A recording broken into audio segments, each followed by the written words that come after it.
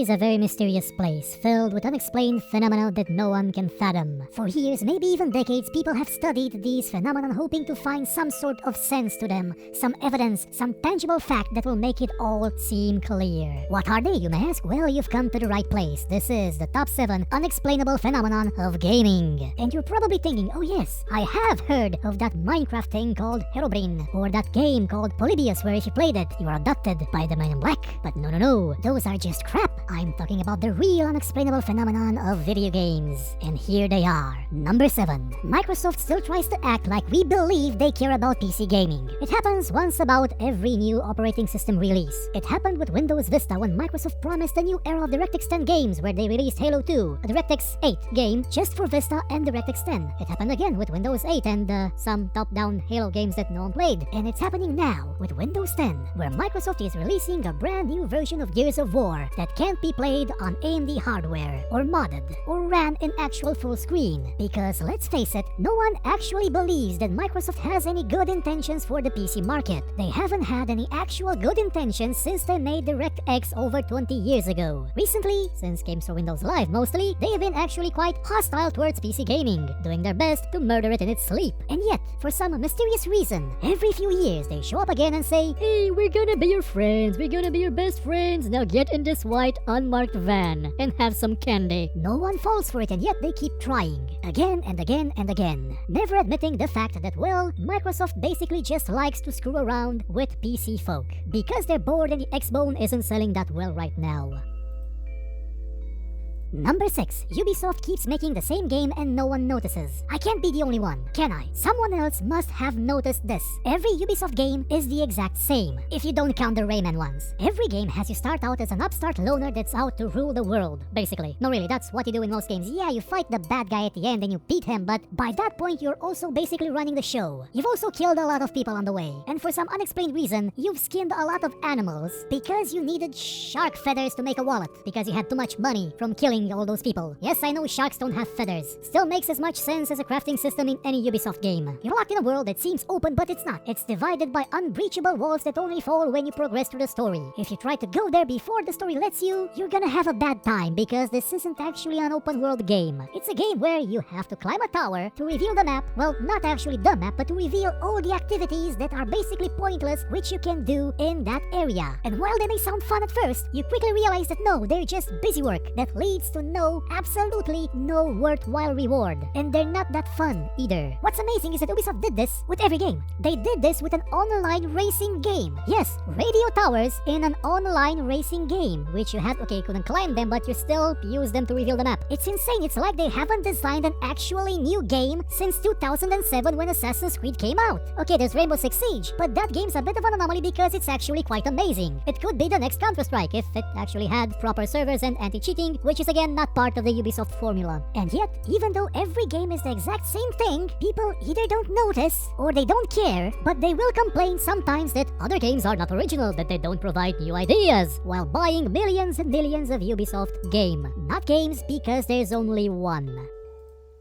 Number 5. People still buy Call of Duty. When I said that Ubisoft keeps making the same game, I can at least give them the credit for trying to make something new with the exact same gameplay, but the Call of Duty games are the same. There's been no sudden revolution in AI. It's still a goddamn linear first-person shooter with horrible map design and single player and a crappy story, for the most part with a crappy campaign. And while the multiplayer is nice, there hasn't been any notable change in it since Call of Duty 4, when they added those perks and streaks and stuff. And yet, people keep buying it. It's worse than FIFA, because with FIFA at least you say to yourself, hey, how are they gonna change the sport? It's the same thing. Well, they could change Call of Duty, but they don't. Actually, no, they tried. With Advanced Warfare, they added a new motion system that made it basically Titanfall. And the people that bought it didn't like it. They wanted it to be again the same goddamn thing. And they keep buying it. Are these people insane? Or is there something more? Has Activision built in a subliminal messaging system into Call of Duty? Is the game actively telling you to buy the next one? Is it brainwashing you into believing that Call of Duty is actually good? Because if it's doing that, well, 1, it would be an atrocity, and 2, I really need to do the same thing to market my book.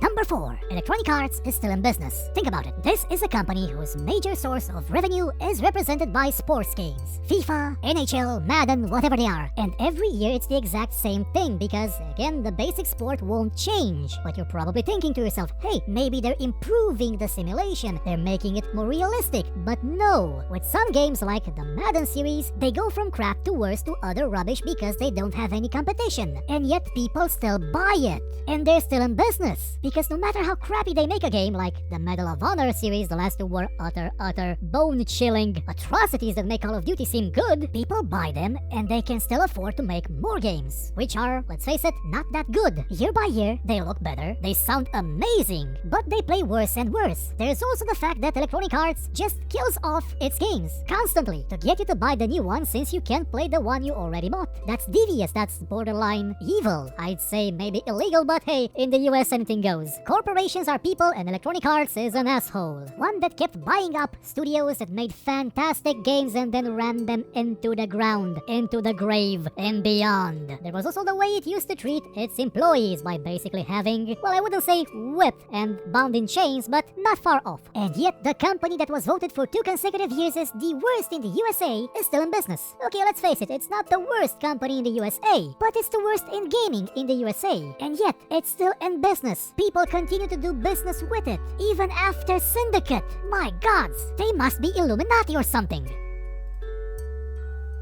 Number 3. People think most games today are well designed. You'll keep hearing this again and again, that Game X that just came out is an amazing achievement of design, it's an amazing achievement of gaming, it's an amazing must-play cinematic experience of compelling stuff that must be played. And you play it and you see, hey, it's actually nice, it's a good game, I like it. Oh sure, it has a few flaws and some things that don't make sense, but the core gameplay, while it has defective mechanics, it could be quite good if everything worked out great. This could be the starting point for a brand new generation of incredible games. This is the seed from which the future will grow. And then some asshole that's been playing games for 30 years comes along and says, hey, that's a really bad ripoff of this game made 20 years ago by a guy in his garage. That's still better than this one. Had more content too. Better mechanics. Honestly, even the graphics were somewhat better. Stylistically at least. And you're thinking to yourself, no, that asshole must be lying. You couldn't make games that were at least this good 20 years ago, 30 years ago. You couldn't. The technology wasn't there. And then you start thinking, well, what technology was actually needed? If the game was just 2D, you needed just some RAM and a CPU. And you look back at that old game and realize, my god, this game not only wasn't bad, but this old, decrepit, moldy and fossilized game is actually fantastic. Everything makes sense. It works perfectly. There's no blemish to it. It's designed in a way that makes me see God whenever I look at it. And this was made with a budget you couldn't use now to buy a video game console? What the hell happened?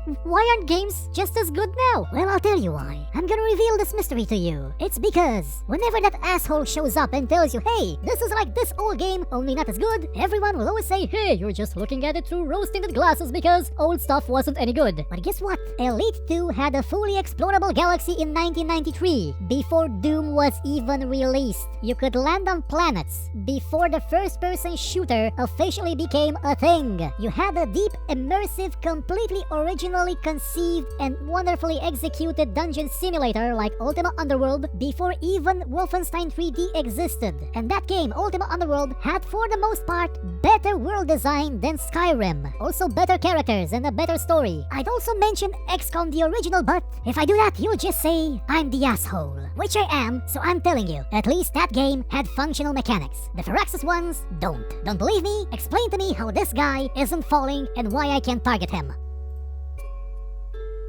Number 2. People still believe that the gaming media is a thing. Oh sure, it used to be back in the old day when you had magazines with reviews in them and, well, basically a lot of paid-for content which we didn't know back then was there. But it was. And somehow it still managed to look like journalism. Like not everyone was shilling for the developer, for the publisher, for someone that wanted to sell you something. But for the most part, they didn't go all out. They had a semblance of decency. But then, the internet happened. And everyone had a voice. Everyone could write a review, everyone anyone could tell you their opinion about a game. Everyone could, and everyone did. And by the time YouTube showed up, the gaming media died. And by that I mean the traditional gaming media. The big sites, the big publications. They started reporting crap, basically. They started having more and more exclusivity deals, which guaranteed them access to certain games first. They had the first reviews, the first previews, and their employees somehow scanned into games and added as characters. And this, of course, in no way influences something else. I mean, why would you think there's some quid pro quo thing going on here just because there is? There's ad revenue.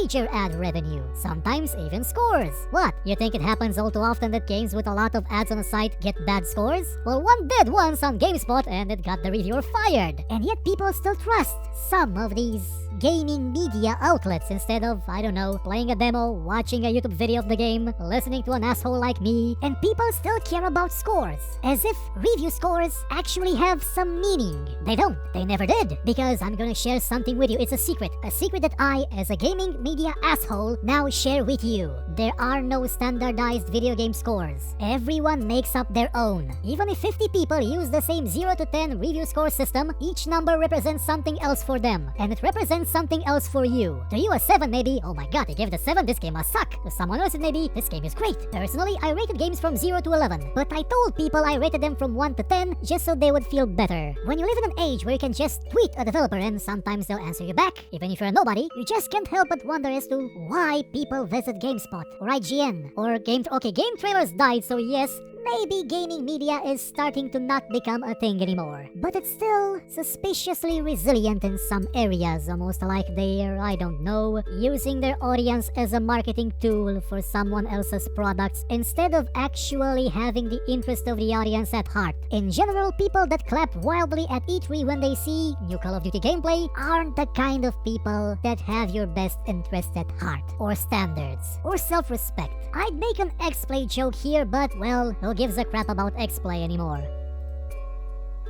And now, the most unexplainable phenomenon in gaming. Number 1. People make excuses for lazy and predatory companies. This one I can't explain, but for some reason people actually go out of their way, especially on the internet, to defend the honor of their preferred video gaming company even when they do downright awful things. Even when they treat their customers like absolute dirt. Even when they impose limitations upon what someone reviewing a game can actually say about it. They could probably eat babies, and still there'll be people saying, hey, maybe the baby deserved it. Have you ever thought about that? The game developers work hard, so we must protect them at all costs because they make the game we like for some reason. There's this mentality that, hey, if I like one game from this publisher, then I must like the entire publisher. I must behave like it is God, and it is my duty as its servant to defend it and to banish all those who would oppose it to damnation. Now, I'm not saying it's a cult mentality, but it's a cult mentality. It's groupthink. It's something that boggles the mind. If a company releases a game that has very little cheat protection and it's a competitive FPS, also with very poor servers, stating the truth, the obvious reality, shouldn't be a sign to other people that they should attack you to defend that